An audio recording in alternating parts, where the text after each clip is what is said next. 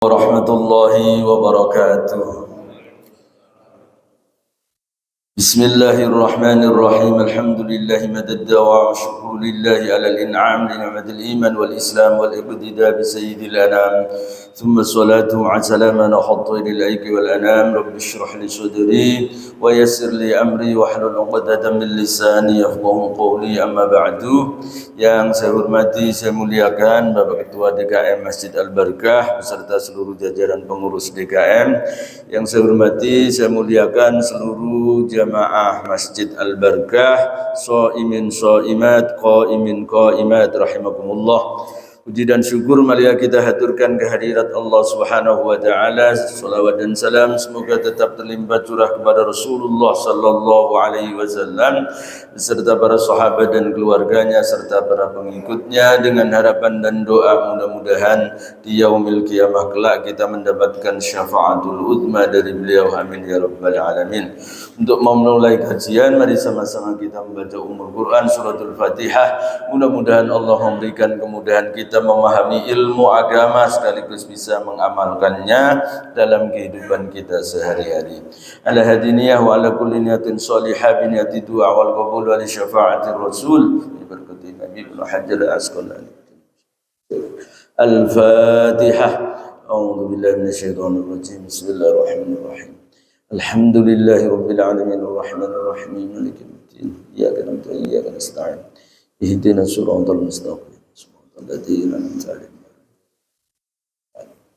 Bismillahirrahmanirrahim. Qala al-musannif rahimahullahu ta'ala wa nafa'ana bihi wa bi'ulumihi fid dharain amin. Kita lanjutkan kembali pada bab tentang puasa, hadis yang ke-9.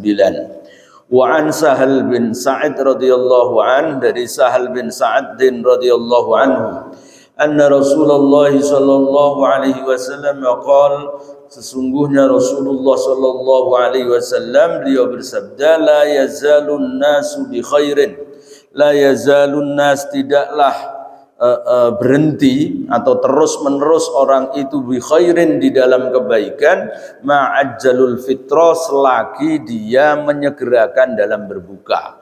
Artinya dalam hal berbuka puasa kita diajarkan dan dianjurkan untuk segera berbuka, tidak boleh menunda-nunda maksudnya. Jadi orang yang baik selama dia tidak menunda-nunda, ketika sudah waktu maghrib kemudian segera berbuka, maka orang itu mendapatkan kebaikan.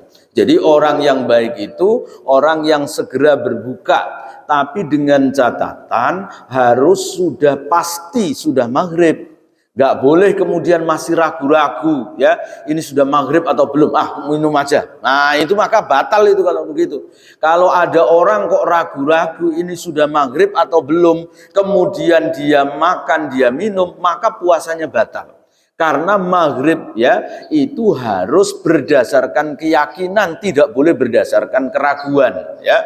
Jadi misalnya ini ada adzan, ya, di masjid, tapi di sini belum, lihat jam belum, tapi di sana sudah dengar adzan, kemudian ikut yang sana aja, di sini waktu maghribnya belum, misalnya, maka nggak boleh, ya, karena waktu maghrib itu harus berdasarkan keyakinan. Ya, tidak boleh kemudian ragu-ragu, ya, kecuali kalau yang benar itu yang sana, yang ini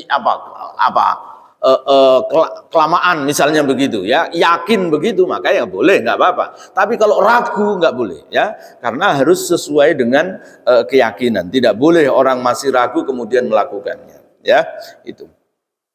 Wali Tirmidzi min hadits Abi Hurairah, di dalam riwayatnya Imam Tirmidzi dari hadisnya Abi Hurairah radhiyallahu anhu, anin Nabi sallallahu alaihi wasallam qala Allahu azza wa jalla ahabbu ibadi ilayya ajalum fitron, ya, orang yang paling aku cintai itu, kata Allah, ya, di dalam hadis qutsinya itu adalah orang yang paling segera dia dalam berbuka, ya. Karena apa? Karena sesungguhnya berbuka itu adalah mendapatkan rahmat Allah Subhanahu wa taala. Jadi kalau ada orang waktunya maghrib misalnya, ya, kita belum lapar, belum haus, ntar aja deh, habis sholat raweh aja bukanya misalnya, ya. Dia belum berbuka maghrib itu, maka itu tidak baik. Karena apa? Berarti dia tidak segera menyambut rahmat Allah. Padahal orang puasa itu kan mendapatkan rahmat Allah, ya. Maka orang puasa itu ketika kata Nabi itu mendapatkan dua kebahagiaan, ya. Farhatun inda fitrihi, yaitu kebahagiaan ketika dia berbuka, wa farhatun inda liqa'i rabbih, dan ketika nanti pada hari kiamat dia bertemu dengan Allah, dia bahagia karena mendapatkan balasan pahala yang sangat banyak. Puasa itu berbeda dengan ibadah-ibadah yang lain. Kalau ibadah-ibadah yang lain itu boleh jadi bisa terlihat, ya, terlihat oleh orang sholat terlihat, orang zakat terlihat, orang haji apalagi, ya, orang berangkat haji pakai walimah safar semua orang pada tahu, ya. Tapi kalau ibadah puasa itu ibadah sirriyah, ya, ibadah yang rahasia. Tidak ada yang tahu. Kelihatannya kita puasa, tapi seandainya kita nggak puasa, orang lain nggak ada yang tahu, kan? Maka itu ibadah puasa itu ibadah sirriyah, ya. Kalau bapak-bapak, kalau di sini sih orangnya baik-baik, ya.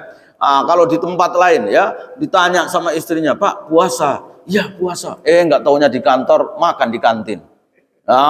Pulang pura-pura ngeludah melulu, ya, lemes gitu. Puasa Pak? Iya nih puasa, lemes banget. Padahal tadi di kantin makan gitu, ya.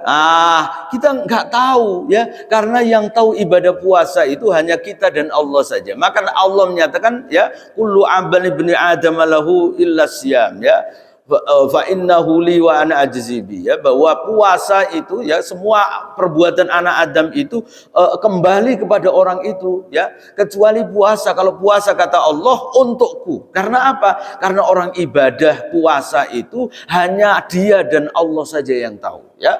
Wa ana ajibi, dan aku sendiri yang akan memberikan balasan. Maka nanti balasannya di hari kiamat, orang puasa itu, ya, pahalanya sangat besar. Bahkan hanya satu-satunya ibadah yang tidak bisa dijadikan sebagai tebusan pahala untuk orang lain. Ya, satu-satunya.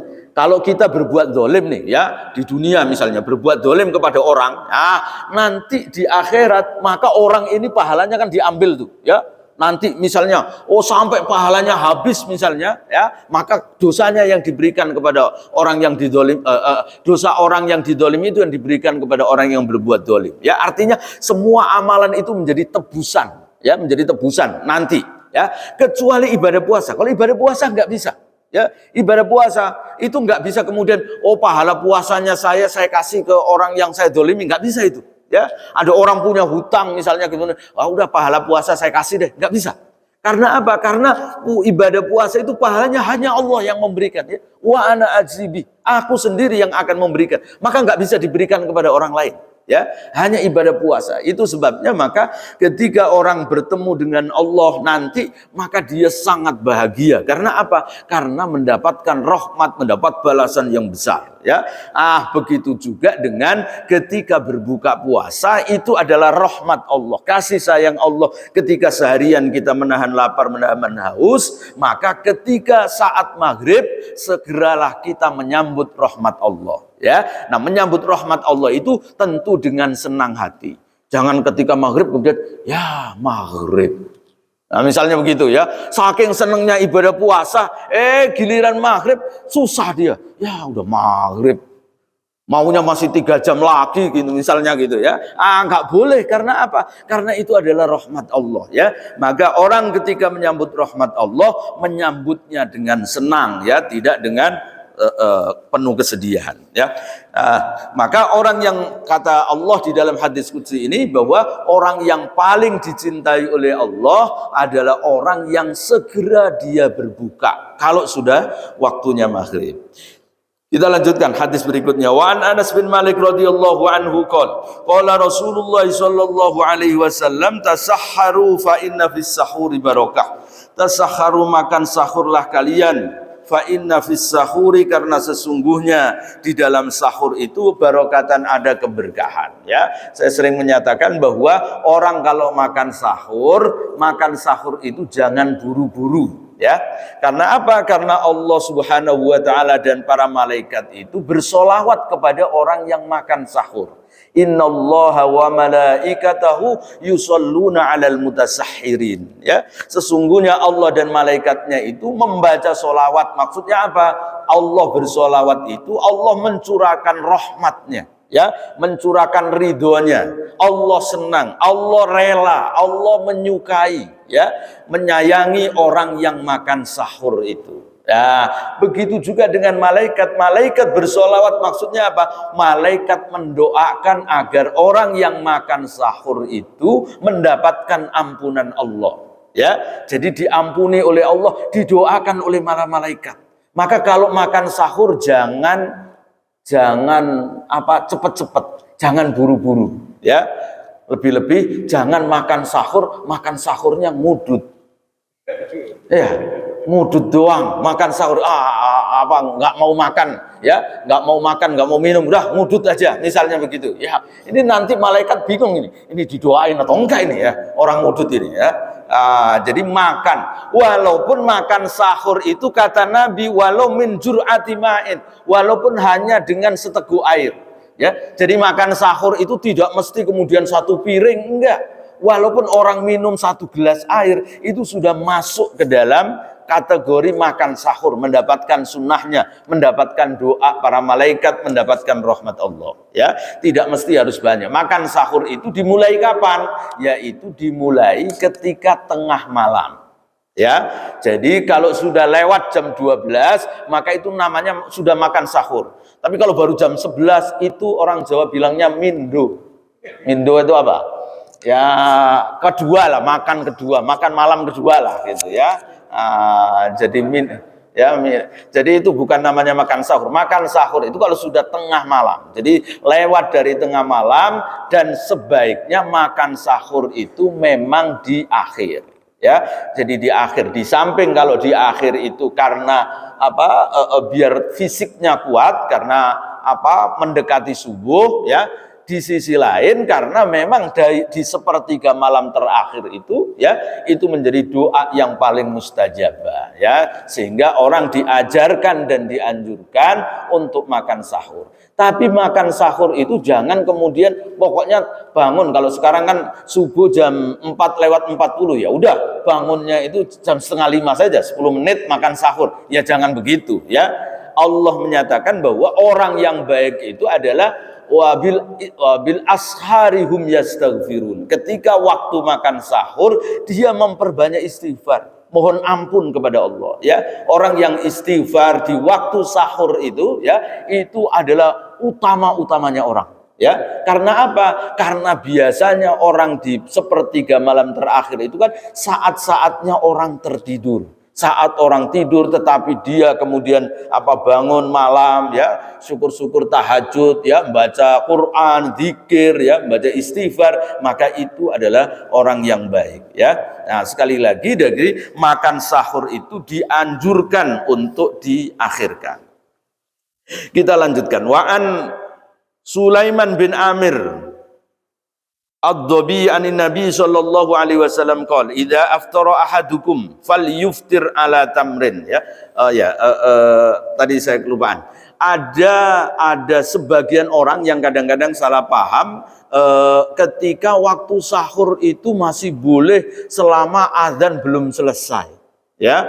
Karena ada hadis Nabi itu menyatakan idza sami ahadukumun nida, ya, wa fi yadihi inaun, ya, fala yadh hatta yaqdiyal hajah, ya. Kalau kalian mendengar adzan subuh sedangkan di tangan kalian, di depan kalian itu ada makanan, maka jangan meletakkan wadah makanan itu sampai kalian memenuhi hajat, artinya sampai makannya selesai. Nah, ini yang dipakai dalil bahwa azan subuh itu masih boleh makan. Nah, ini sama sekali enggak, ya, ini sama sekali tidak benar. Yang benar itu hadis itu yang dimaksud oleh Nabi azan itu adalah azannya Bilal bin Rabah. Karena adzan subuh itu 2 kali zaman Nabi, yaitu adzannya Bilal bin Rabah kira-kira setengah jam sebelum waktu subuh. Ya, Bilal bin Rabah itu adzan. Nah, nanti adzan subuh itu dilakukan oleh Abdullah bin Umi Maktum. Nah, Nabi memerintahkan kalau kalian sedang makan sahur kemudian dengar adzan, maka jangan berhenti makan. Itu maksudnya ketika mendengar adzannya Bilal. Ya, bukan adzannya Abdullah bin Umi Maktum. Tapi kalau di Indonesia lazimnya adzan subuh itu cuma sekali, yaitu pas waktu subuh itu, ya berarti sudah waktu subuh ya nggak boleh makan, nggak boleh minum. Jangan kemudian kan Nabi bersabda kalau dengar adzan masih boleh makan. Ya, yang penting belum selesai adzannya. Ya nanti kalau belum selesai enak adzannya yang lama saja. Ya, adzan sampai 1 jam gitu ya. Sehingga mulai puasanya jam 5 misalnya gitu, jam setengah 5 ya. Enggak begitu ya. Jadi sekali lagi bahwa kalau sudah masuk waktu subuh maka sudah mulai puasa ya. Kalau di Masjidil Haram, di Masjid Nabawi itu kan adzannya 2 kali ya. Jadi orang subuh itu ya, sebelum subuh kira-kira, malah kalau di Nabawi itu sampai 45 menit ya. Masjidil Haram kira-kira 45 menit ya sebelum subuh sudah adzan. Jadi adzannya itu bukan adzan untuk sholat subuh, tetapi adzan untuk membangunkan orang yang masih tidur ya, yaitu liyukid naimahu ya waliyakum waliyastarih qaimahu ya. Jadi tujuan adzannya itu untuk membangunkan orang yang tidur dan memberikan waktu istirahat untuk orang yang bangun ya. Orang yang sholat agar dia kesempatan untuk istirahat, untuk makan sahur dan seterusnya. Sebaliknya orang yang tidur agar dia bangun kemudian bisa melaksanakan qiyamul lail. Nah, kita lanjutkan hadisnya. Idza aftara ahadukum, jika salah satu dari kalian berbuka, falyuftir ala tamrin, maka hendaklah berbuka dengan kurma ya. Di hadis yang lain itu ala rutobin, rutob. Kalau rutob itu kurma apa? Kurma muda, kurma yang masih basah. Nah, kalau tamar itu kurma yang sudah kering. Yang paling baik itu adalah kurma yang masih muda, karena Nabi itu ya sangat senang kalau beliau berbuka puasa itu ala rutobat ya, dengan menggunakan kurma yang masih basah, yang masih ranum, yang masih muda ya. Itu kurma muda, bukan istri muda ya. Fa illam yajid falyuftir ala ma'in. Kalau tidak menemukan kurma, maka berbukanya dengan air ya. Jadi dengan air. Jadi yang baik itu berbuka itu pakai kurma tadi, kurma yang muda dan hitungannya ganjil ya. 1, 3, 5. Makan kurma itu sunnahnya begitu. Dan sunnahnya makannya satu-satu. Ya, jadi satu-satu. Itu sebabnya Nabi itu kalau makan pakai 3 jari. Karena yang beliau makan ya itu kurma. Ya, jadi jangan kemudian kita makan makan bubur misalnya, bubur ayam pakai 3 jari. Gimana? Ya. Ya, jadi kalau kita makan 3 jari itu ya posisi kalau makan, Nabi itu makannya roti. Nah, kalau roti kan bisa dengan 3 jari ya, roti kering ya. Kemudian makan kurma ya. Nah, sunnahnya makan kurma itu bilangannya ganjil dan makannya itu 1 per 1. Jadi tidak kemudian diraup gini gitu ya. Jadi 1 gitu ya. Nah, itu sunnahnya ketika berbuka puasa makan kurma. Bagaimana kalau di Indonesia nggak ada kurma? Makan yang lain boleh nggak? Kalau di Indonesia kan makannya makan kolak, iya.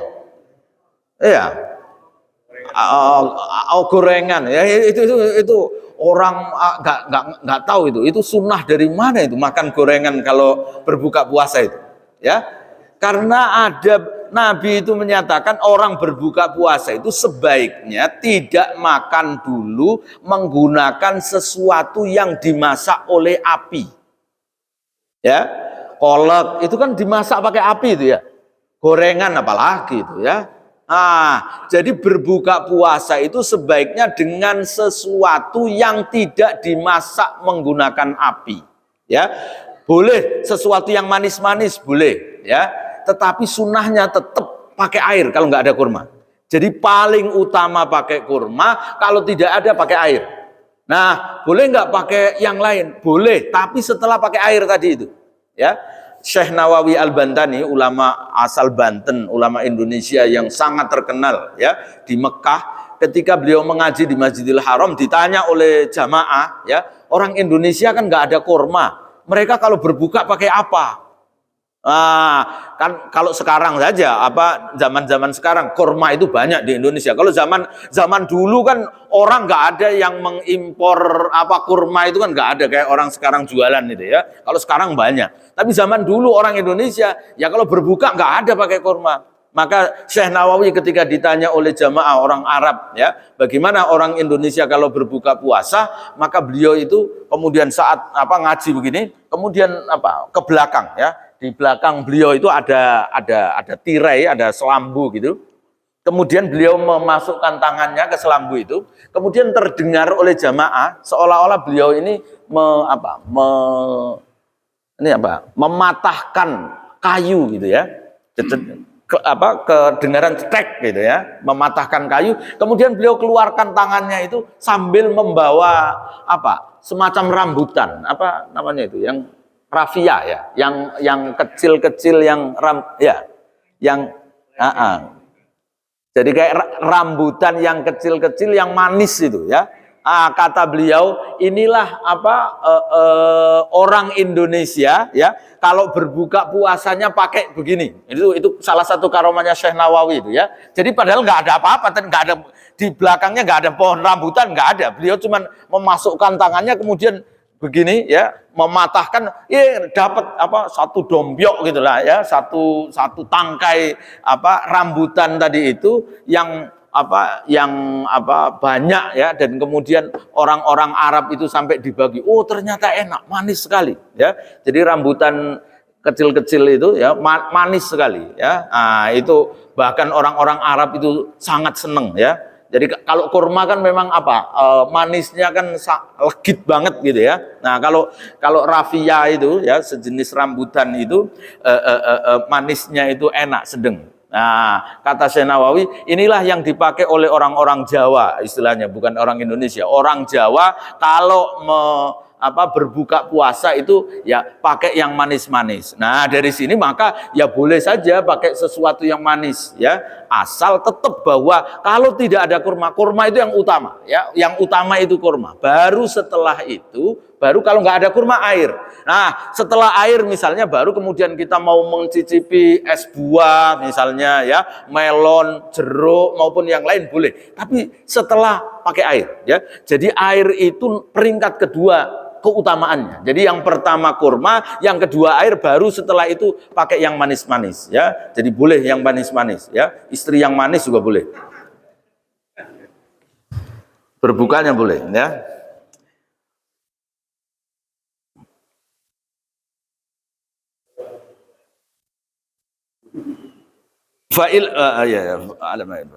Fa'innahu tahurun, karena sesungguhnya air itu bisa menyegarkan atau mensucikan. Maksudnya orang yang minum air itu, kenapa kalau tidak ada kurma kemudian air, itu sebagai tafaul ya. Tafaul itu berharap banyak agar seolah-olah dengan air itu, kan air itu sifatnya membersihkan. Maka orang yang berpuasa kemudian dia berbuka pakai air itu, harapannya dosa-dosanya kemudian terhapus bersih ya oleh air itu ya. Itu sebabnya maka Nabi kemudian kalau orang berpuasa itu ya dijamin dosa-dosanya diampuni oleh Allah. Karena apa? Karena tadi kalau dia kemudian berbuka, setiap harinya dia berbuka minum air, maka air itu sifatnya membersihkan. Begitu juga dengan orang yang berpuasa, kalau dia ada dosa dan kekhilafannya, maka harapannya dia diampuni oleh Allah, dosa-dosanya dihapus oleh Allah Subhanahu wa taala. Nah, ini pentingnya berbuka ya. Nah, saya sering kali menyampaikan Jadi ketika berbuka puasa, doa Allahumma lakasumtu, doanya dibaca setelah kita berbuka, ya. Jadi kita makan kurma tadi itu, minum air, baru kemudian doa Allahumma lakasumtu wa bika amantu ala rizqika aftartu birahmatika ya arhamar rahimin, atau dhahabat dhama'u wa tallatil uruku wa sabatal ajru insyaallah. Ya, jadi itu doa ketika selesai berbuka, ya, bukan sebelum berbuka. Baik, kita lanjutkan. Wa an Abi Hurairah radhiyallahu taala anhu, naha Rasulullah sallallahu alaihi wasallam anil wisol, ya. Rasulullah melarang untuk puasa wisol. Puasa wisol itu puasa yang nyambung, ya. Waktunya maghrib dia tidak berbuka terus sampai hari kedua. Nah, itu namanya puasa wisol. Antara hari pertama dan kedua bersambung tanpa ada makan, tanpa ada minum. Itu namanya puasa wisol. Tapi kalau sudah walaupun misalnya dia nggak makan, nggak minum, tapi cuman ngudut doang, nah itu sudah nggak wisol karena sudah batal. Yang namanya wisol itu kalau dia masih puasa, nggak makan, nggak minum, pokoknya nggak melakukan pembatalan puasa itu, ya. Nah itu dilarang oleh Nabi, ya. Nabi tidak membolehkan, ya, untuk orang puasa wisol. Faqala rajulun minal muslimin, ada seseorang dari orang Islam berkata, ya, fa innaka tuwasilu ya Rasulullah, engkau puasa wisol. Jadi Nabi itu puasa wisol. Jadi puasa wisol itu khusus bagi Nabi dibolehkan. Ya, jadi Nabi boleh puasa wisol, ya. Tapi Nabi melarang umatnya untuk puasa wisol. Nah ini kadang-kadang orang yang nggak ngerti hadis, Nabi gimana? Orang dia melakukan, malah orang lain dilarang. Padahal Nabi puasanya wisol, ya. Nah, ada sahabat ini yang protes, ya Rasul, Anda melarang kami untuk puasa wisol, puasa nyambung, tapi Anda sendiri puasanya wisol. Faqala, Nabi kemudian bersabda, wa ayyukum mithli, emang ada yang seperti aku, ya, kata Nabi, ada yang seperti aku. Inni abitu yut'imuni rabbi wa yaskini, ya, aku itu selalu kalau malam-malam itu diberi makan dan minum oleh Tuhanku. Artinya apa? Nabi nggak makan, nggak minum, tapi beliau itu tidak merasa haus, tidak merasa lapar.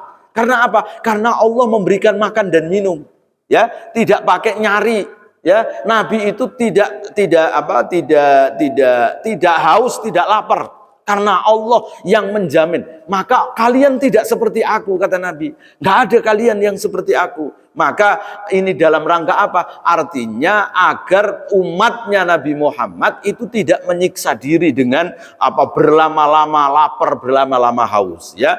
Falamma abau, ketika orang-orang sahabat-sahabat itu, ya, mereka membangkang, artinya tidak mau mengindahkan Nabi dilarang untuk puasa wisol, mereka tetap puasa, ayyantahu, menghentikan sikapnya anil wisol, wa sholabihim. Nabi kemudian mengikuti sahabat-sahabat, ya, kan Nabi menyuruh jangan puasa nyambung, ya, 1 hari 2 hari nggak makan nggak minum, ya, jangan puasa nyambung. Sahabat-sahabat kepingin masih puasanya nyambung. Cuman motivasinya sahabat ini, kenapa mereka tidak mau berbuka itu? Mereka ingin, karena puasa cuman sehari itu kayaknya belum ngefek lah, belum lapar gitu lah, belum haus, belum itu. Ya, beda banget orang zaman sekarang, ya. Orang zaman sekarang itu waktu itu 2 menit kayaknya lama banget nunggu maghrib itu, ya. Nunggu maghrib itu kalau lama. Mereka sahabat-sahabat itu maunya itu 2-3 hari baru buka lah gitu, ya. Mereka karena apa? Karena menganggap bahwa puasa ini enteng banget lah, ya. Nggak menyusahkan, nggak sesuatu yang berat, ya. Maka mereka maunya ya 2 hari atau 3 hari puasa itu baru buka gitu, ya. Ketika mereka tidak mau apa yang dilarang oleh Nabi itu, yang dilarang oleh Nabi, tidak mentaati apa yang dilarang oleh Nabi, wa sholabihim yauman. Nabi kemudian membersamai mereka puasa wisol sehari, ya. Jadi sehari, taruhlah, ya. Cuman masalahnya pada saat itu pada hari terakhir, ya, hari terakhir. Nabi taruhlah misalnya tanggal 28 beliau tanggal 28 beliau puasa, kemudian karena sahabat-sahabat nggak mau buka, nggak mau sahur, pokoknya nyambung dengan tanggal 29, Nabi ngikut, ya, tanggal 29, ya. Jadi summa yauman, summa ra'au hilal, kemudian terlihat hilal, terlihat tanggal 1 Syawal maksudnya ya, tanggal 1 Syawal terlihat. Faqala, Nabi kemudian bersabda, "Lau ta'akhkharal hilal lazidtukum." Seandainya hilal ini terlambat, maksudnya enggak tanggal 1, aku mau nambahin, aku mau ngikut ya, ikut puasa wisol. Mau aku tahu, maksudnya Nabi itu apa? Sesungguhnya Nabi ingin memberikan pelajaran bahwa orang itu kalau puasa wisol itu menyusahkan dirinya. Ya, karena apa? Karena harusnya dia berbuka, dia makan sahur, menguatkan tenaganya, dia nggak makan, nggak minum, ya. Nah, itu kan akan menyusahkan. Maksudnya Nabi, aku mau buktikan bahwa kalian kalau seandainya puasa wisol, ya, karena aku diberi makan dan minum oleh Allah, aku tidak merasa haus dan lapar. Tapi kalian manusia biasa, nggak seperti aku, maka kalian pasti akan menderita kalau tidak makan, tidak minum. Nah, cuman sayang, ternyata saat itu kemudian sudah Syawal. Jadi Nabi nggak nambah lagi untuk puasa wisolnya itu. Nah, dari sini maka para ulama menyatakan kemudian ada yang membolehkan, tidak sampai haram tapi hanya makruh saja. Puasa wisol tapi kalau 2 hari. Ya, jadi hari pertama dan hari kedua misalnya nggak makan, nggak minum, ya pokoknya nggak melakukan yang membatalkan puasa. Nah, kalau 2 hari ada yang menyatakan bahwa itu makruh saja. Ya, karena dasarnya ini, karena Nabi pernah melakukan puasa wisol dengan para sahabat dan Nabi saat itu tidak kemudian memaksa sahabat untuk berhenti puasa wisol, enggak ya. Tapi berhentinya kan ketika ada hilal ya, tanggal 1 Syawal ya, tentu sudah tidak boleh lagi puasa ya. Nah, ini terkait dengan puasa wisol. Cuman kalau di Indonesia kayaknya jarang ada orang puasa wisol itu ya. Kecuali kalau biasanya apa di Jawa ada puasa apa ngebleng atau apa gitu. Ada puasa yang 3 hari 3 malam nggak makan, nggak minum, apa kepingin ilmu apa gitu ya, ilmu kebal, ilmu ngilang, ilmu apa itu ya, ya sakti, biar sakti, tidak makan tidak minum ya, puasa ngebleng. Nah itu nggak boleh itu ya, karena orang puasa itu nggak boleh ada puasa wisol ya. Wa anhu dari Abi Hurairah qala Rasulullah sallallahu alaihi wasallam man lam yada' qaula zur wal amala bi wal jahla falaysa lillahi haja. Ya, barang siapa yang ketika dia puasa tidak meninggalkan ucapan yang buruk, ya, ucapan yang buruk. Maksudnya apa? Orang puasa kok ngomongin orang, riba, puasa kok berbohong, puasa kok mencaci maki orang, menjelek-jelekan orang, wal amala bihi, dan melakukan perbuatan yang enggak baik, wal jahla, dan perbuatan bodoh, falaisa lillahi hajatun, maka Allah tidak butuh kepada puasanya orang itu. Maksudnya apa? Orang puasa itu sia-sia. Maka tidak boleh kalau ada orang puasa kemudian berbohong. Ya, puasa itu latihan jujur. Maka puasa nggak boleh ada orang bohong. Ya, kalau bohongnya demi kebaikan gimana Ustaz? Kok demi kebaikan gimana? Bohong demi kebaikan. Ya, misalnya ada suami ya, sehari ini apa? Misalnya punya istri 2 gitu ya. Ternyata ke bini mudanya ditanya dari mana? Iktikaf di Masjid Al Barkah. Padahal habis dari itu kan bohong demi kebaikan. Boleh nggak itu Ustaz? Ya, boleh nggak kira-kira? Ya. Jadi ya tentu puasa itu melatih orang untuk jujur. Ya, untuk jujur, jangan bohong ya. Karena apa? Kalau bohong itu ya sesuatu yang tidak disukai, apalagi pasangan ya. Kalau pasangan itu ya tentu harus jujur, nggak boleh kemudian ada dusta di antara kita. Ya buat apa kita hidup serumah ya satu ranjang berdua tapi ada kebohongan di antara kita ya. Jadi nggak boleh bohong, harus jujur ya. Puasa itu mengajarkan kejujuran ya. Jadi kalau ada orang puasa kok kemudian dia melakukan sesuatu, bahkan jangankan sesuatu yang jelek, sesuatu yang sia-sia saja, yang sia-sia itu saja tidak baik. Ya, itu sebabnya ketika kita puasa itu kita diajarkan dan dianjurkan untuk memperbanyak zikir kepada Allah. Ya, zikir, memperbanyak zikir. Jangan kemudian gampangnya kalau anak-anak kecil sekarang itu ya, anak-anak muda main game ya. Menghabiskan waktu biar nggak terasa lapar, main game ya. Makanya internetnya kemudian cepat habis kuotanya ya, karena dipakai game online misalnya gitu. Lah itu sia-sia. Ya, itu sia-sia, nggak boleh. Ya, karena apa? Itu sesuatu yang merugikan. Ramadan ini berlimpah pahala, jangan kemudian digunakan dengan sia-sia. Maka Allah menghadapi orang-orang yang begini ini, puasa tetapi dia berbohong, puasa menggunjing orang dan seterusnya, maka Allah tidak butuh kepada puasanya. Ya, walaupun para ulama menyatakan puasanya tidak batal, tapi pahala puasanya yang batal. Jadi dia nggak dapat pahala puasa, ya. Tapi puasanya dia hanya gugur kewajiban saja. Dia tidak berdosa karena dia tidak puasa, karena dia berbohong itu, ya. Dia sudah gugur kewajibannya, tapi dia tidak mendapatkan apa-apa dari puasanya. Ya, nah itulah yang disinyalir oleh Nabi, kam min shaimin laisa lahu min siyamihi illal ju' wal atos. Ya, banyak orang yang puasa tetapi puasanya hanya mendapatkan lapar dan haus saja. Jadi dia puasanya cuma menggugurkan kewajiban saja. Jadi ini sangat merugi sekali, ya. Nah, karena apa? Allah menyatakan Allah tidak butuh dengan puasanya. Maksudnya apa? Allah tidak menganggap dia itu puasa. Ya, artinya bahwa yang dimaksud itu berarti dia nggak usah ditulis pahala, ya, nggak dapat pahala. Maka itu sebabnya, maka ketika kita puasa kita harus sangat hati-hati, jangan sampai lisan kita ini, ya, kemudian berkata sesuatu yang tidak baik, ya. Bahkan ketika ada orang yang berpuasa kemudian dicaci, dimaki oleh orang, tetap nggak boleh balas, ya.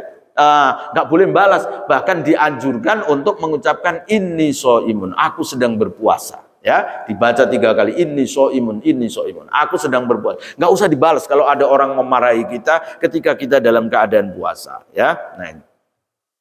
Wa an Aisyah radhiyallahu anha qalat kana Nabi sallallahu alaihi wasallam yuqabbilu wa huwa shaimun. Nabi itu mencium, ya, wa huwa shaimun, pada saat itu Nabi sedang puasa. Wa yubashiru wa huwa shaimun, dan Nabi juga bercumbu dalam keadaan puasa. Walakinnahu kana amlakum liirbihi, ya, akan tetapi Nabi itu kana amlakakum, Nabi itu orang yang paling mampu mengendalikan liirbihi, kepada nafsunya. Ya, jadi Nabi ketika puasa, Nabi mencium istrinya. Maksudnya mencium di sini itu, ya, Nabi bisa mengendalikan nafsu. Jadi tidak apa-apa, boleh, ya, nggak membatalkan puasa. Tapi kalau kita, apalagi pengantin baru, ya, puasa, misalnya 2 hari Ramadan, sebelum Ramadan baru nikah, masih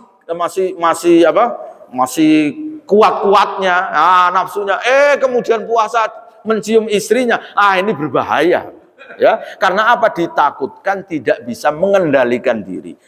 Nabi, ya, kalau Nabi, kata Aisyah ini, Nabi orang yang paling mampu mengendalikan hawa nafsunya. Artinya Nabi kalau mencium nggak sampai kemudian kebablasan gitu, ya. Kalau kita kan takutnya, wah, jangankan nyium, baru pegang aja udah ser-ser misalnya gitu, ya. Itu nggak boleh kalau, ya.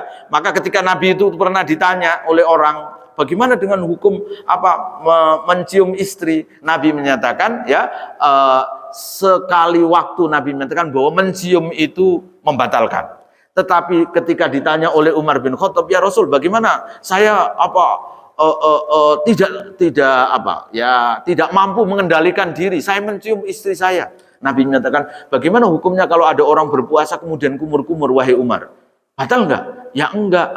Begitu juga kalau mencium istri, nggak sampai batal, kata Nabi. Nah, Nabi kenapa lain waktu beliau menyatakan mencium istri itu batal, sedangkan di lain waktu kepada Umar menyatakan bahwa mencium istri itu tidak batal? Karena yang pertama itu Nabi bersabda kepada orang yang masih muda, ya, baru jadi pengantin. Karena jadi pengantin, Nabi tahu bahwa ini nggak akan bisa mengendalikan, maka Nabi larang, ya. Nah, itu namanya sadduz dzari'ah, ya, melarang sesuatu yang tadinya sesuatu itu nggak apa-apa, tapi kalau diteruskan akan menjadi puasanya jadi batal, ya, jadi kebablasan misalnya nafsunya, maka itu nggak boleh, ya. Dalam rangka menghindari sesuatu yang lebih berbahaya, maka itu dilarang. Jadi Nabi melarang anak muda yang baru nikah, ya, untuk mencium istrinya, karena beliau menyatakan bahwa itu membatalkan karena dikhawatirkan nanti dia kebablasan. Tapi kalau yang sudah tua nggak apa-apa, ya.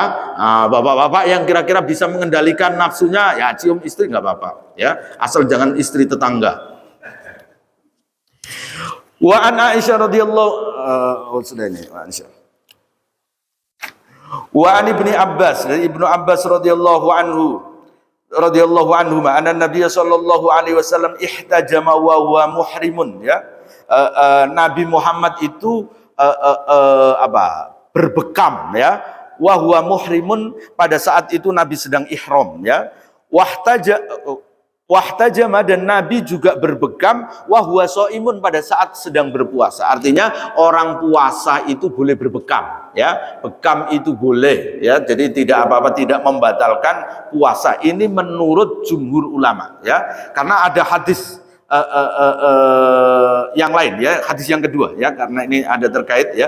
Wa an Shaddad bin Aus, dari Shaddad bin Aus, anna Nabiy sallallahu alaihi wasallam, bahwa Nabi pernah ala rajulin, mendatangi orang bil Baqi, di Baqi, wa huwa yahtajimu fi Ramadan, orang itu sedang berbekam pada hari bulan Ramadan. Faqala, maka Nabi bersabda, aftarul hajim wal mahjum, ya, orang yang berbekam dan yang membekam itu batal puasanya. Nah, ini hadis yang kedua ini yang dipakai oleh Imam Ahmad bin Hanbal, ya. Imam Ahmad bin Hanbal menyatakan bahwa orang kalau puasa kemudian melakukan bekam maka batal puasanya. Tapi kalau jumhur ulama, Imam Abu Hanifah, Imam Malik, Imam Syafi'i menyatakan tidak batal, karena hadis yang pertama tadi itu, bahwa Nabi pernah melakukan bekam pada saat ihram, saat Nabi sedang berpuasa melakukan bekam. Nah, kenapa ada dua hadis yang berbeda ini, ya? Nah, ini karena yang menyatakan batal itu karena dulu orang berbekam itu dengan tujuan agar dia membatalkan puasanya. Jadi dulu orang kalau berbekam diambil darahnya itu menyebabkan orang kan lemes. Kalau lemes dia tidak kuat puasa. Kalau dia nggak kuat puasa maka dia boleh berbuka. Ya, kan puasa itu syaratnya harus al-qudrah. Qudrah itu mampu, kuat berpuasa. Kalau ada orang nggak kuat berpuasa, dia boleh berbuka. Artinya orang yang berbekam tadi itu sengaja biar dia lemes. Kalau lemes maka dia bisa makan. Dia boleh berbuka. Nah, itulah yang menyebabkan Nabi kemudian melarang orang itu berbekam. Ya, nah bahkan sampai Nabi mengancam yang batal itu juga yang membekam. Padahal yang membekam kan nggak ngapa-ngapain, orang dia yang ngambilin darahnya, ya. Tapi yang membekam itu juga batal juga puasanya. Nabi mengancamnya batal. Baik yang berbekam maupun orang yang dibekam, dua-duanya batal. Karena apa? Karena orang yang menolong, ya. Orang yang menolong sesuatu yang tidak baik, maka dia mendapatkan dosa ketidakbaikan itu, ya, mendapatkan akibat dari ketidakbaikan itu. Nah, hadis ini menjadi dasar bahwa mohon maaf, kalau ada warteg, warung, kok siang-siang bolong buka, kemudian ada orang makan di warung itu, maka pemilik warung itu mendapatkan dosanya, ya. Kalau dia misalnya, gara-gara warung buka itu menyebabkan ada orang yang imannya masih setengah-setengah, ya, puasa, mumpung ada warung, belok deh, mampir ke warung, ya, padahal tadinya udah makan sahur, ya. Misalnya gitu, gara-gara ada warung itu menyebabkan kemudian dia membatalkan puasanya, maka orang yang punya warung itu mendapatkan dosa, ya. Dapat dosa orang yang meninggalkan puasa tersebut. Karena apa? Berarti dia menolong sesuatu kesalahan, ya. Tetapi kecuali kalau memang dia ini mengkhususkan, taruhlah warungnya itu memang khusus untuk orang, ya, perempuan yang sedang haid misalnya, ya, itu nggak apa-apa. Memang orang haid itu tidak boleh puasa, ya. Misalnya dikhususkan itu ya nggak apa-apa. Tapi kalau cuman untuk yang banyak kan malah di warung itu bukan perempuan, malah laki-laki kan, yang cuma kelihatan kakinya doang gitu, ya. Itu maka yang punya warung itu mendapatkan dosa. Maka jangan sampai kemudian kita, ya, itu hanya kepingin untung, ya, secara duniawi. Hanya berapa sih keuntungan buka warung di bulan Ramadan itu dibanding dengan dosanya itu sangat besar. Karena apa? Dosanya orang puasa Ramadan tanpa uzur, kemudian dia tidak puasa, itu dosanya itu, kata Nabi, seandainya orang itu puasa seumur hidupnya, terus-menerus puasa, maka masih belum bisa mengganti 1 hari yang dia tinggalkan itu. Seandainya seumur hidup 60 tahun misalnya puasa terus-menerus, ya, itu 1 hari saja yang dia tinggalkan itu masih belum bisa cukup ya menghapus dosanya. Makanya ini dosanya sangat besar ya, orang yang meninggalkan puasa tanpa ada udzur itu ya. Baik. Wa an Abi Hurairah radhiyallahu anhu qala Rasulullah sallallahu alaihi wasallam man nasiya wa huwa shaimun, barang siapa yang lupa ya bahwa dia puasa, fa'akala aw syariba, kemudian dia makan atau minum, ya, falyutimma shaumahu, maka hendaklah orang itu meneruskan puasanya. Innama at'amahullahu wa saqah, ya, karena sesungguhnya orang itu diberi makan dan minum oleh Allah, ya. Jadi orang kalau makan kok kemudian lupa, ya, lupa makan, lupa minum kalau dia itu puasa, maka sesungguhnya orang itu sedang diberi makan dan minum oleh Allah, ya, artinya dia lanjutkan puasanya, jangan kemudian membatalkan. Nah, cuman ada yang menarik ya. Imam Malik bin Anas itu menyatakan bahwa orang yang lupa tadi itu puasanya diteruskan, tapi dia qadha.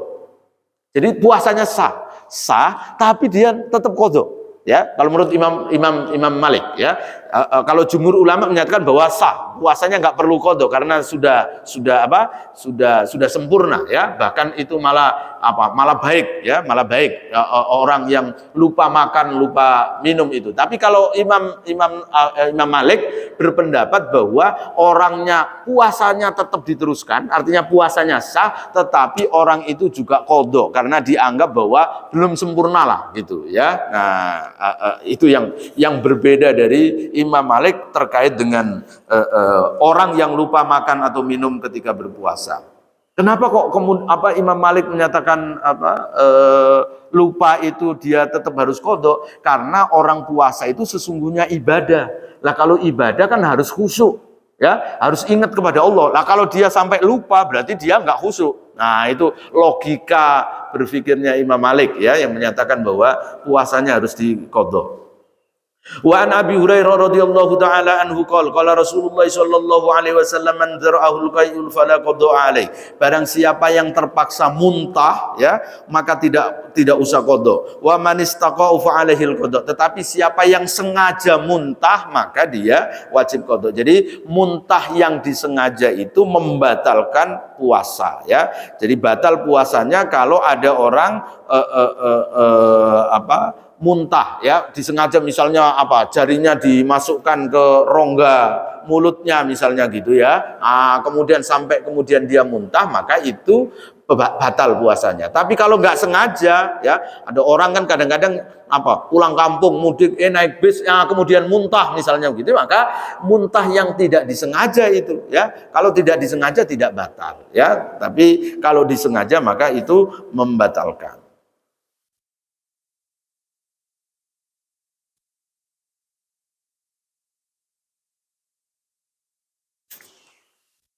Oke, hadisnya masih banyak ya.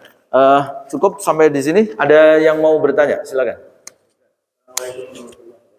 Waalaikumsalam warahmatullahi wabarakatuh. Mengatakan orang jangan berbohong, minimal kita saling berbohong. Bagaimana berhadapan dengan sekarang ini kalau kita belanja di pasar atau kita dibohongi gitu? Pandangan Islam gimana? Oh, kitanya yang dibohongi. Jadi kalau kita yang dibohongi ya kita nggak dapat dosa, yang berbohong yang dapat dosa. Ya, nanti ada hadisnya itu. Jadi ada orang dulu itu yang dia ini gemar sekali bisnis dagang gitu ya. Sampai suatu saat ketika dia perang itu kepalanya itu pecah. Kemudian dia agak kurang normal lah gitu ya, kurang normal, sehingga ketika kemudian dia melakukan, tapi dia nggak mau nggak bisnis itu, tetap dia jual beli ya, dia melakukan transaksi jual beli. Nah, akibatnya karena sudah tidak normal lagi pikirannya, maka setiap kali kalau dia belinya mahal, tapi kalau giliran jualnya murah ya, lama kelamaan habis duitnya ya. Orang dia beli sesuatu dibelinya mahal ya, ada misalnya sekilo harganya 100.000, dia beli 120.000. Tapi giliran jual, dijualnya 75.000, kan tambah semakin hari semakin habis uangnya. Sampai anak-anaknya ini kemudian melapor kepada Nabi, ya Rasul, bapak saya itu tolong dilarang saja, jangan dibolehkan jual beli. Kenapa? Karena habis ini lama-lama harta kita, ya. Orang dia kalau beli itu mahal, giliran jual dia murah. Ya, dia menyatakan Nabi itu tadinya melarang, ya, kamu nggak boleh begitu, itu anak-anakmu keberatan tuh, nggak boleh kamu lagi jual beli. Kata dia, ya Rasul, aku ini tidak bisa bersabar, ya, la asbiru, ya, aku tidak mampu bersabar untuk tidak jualan, nggak bisa, ya. Mungkin sudah jiwa sudah mendara mendaging gitulah, ya, jiwa bisnisnya itu, ya. Cuman karena otaknya tadi karena pecah kemudian agak konslet ini, ya, dia kemudian melakukan sesuatu yang kalau dia jual, ya, jadi dimanfaatkan oleh orang lah, ya. Oh, dia ini pasti kalau nanti membeli sesuatu mahal ini, ya, kalau jual murah. Nah, dimanfaatkan oleh orang-orang itu. Nah, kemudian Nabi berpesan, kalau kamu nanti kalau mau jual atau mau beli, bilang kepada orang yang mau jual atau yang membeli itu, la khilabah, tidak boleh ada kecurangan. Jangan nipu. Nah, begitu. Nabi mewasiatkan kepadaku, ya, agar aku menyampaikan kepada kalian yang mau jual atau yang membeli, ya. Nabi berpesan la khilabata, tidak boleh ada penipuan, tidak boleh curang, ya. Jadi maksudnya tadi, ya, mentang-mentang dia tidak normal tadi itu kemudian dikibulin, ya. Nah, enggak boleh itu. Nah, maka tidak boleh orang itu dalam transaksi jual beli kemudian ada praktek-praktek kecurangan. Tapi bagaimana kalau kita yang dikibulin, ya, kita nggak ingin menjadi korban, tapi kita jadi korban, ya, kita nggak dapat dosa. Yang dosa itu adalah yang melakukannya, ya. Jadi yang melakukan itu yang berdosa. Termasuk mohon maaf, ya, kadang-kadang dosa ngibul, ya, berbohong, ya, hari ini itu mudah sekali. Prakteknya gampangnya orang pakai HP itu. Kadang-kadang kan HP itu ada yang diprogram kalau ada chat WA nggak pakai biru, padahal dia sudah baca, ya. Lah itu kan kelihatannya sepele itu, ya, kelihatan sepele, tapi itu dosa itu. Karena Karena berarti dia itu berbohong. Padahal dia udah baca itu, tapi nggak centrangnya itu nggak warna biru. Seolah-olah, wah, ya, saya males lah bales chattingnya, ya.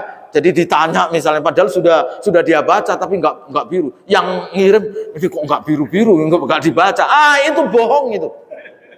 Ya, jangan dipraktekkan. Itu bohong, termasuk kebohongan. Ya, jadi karena apa? Karena itu menipu orang.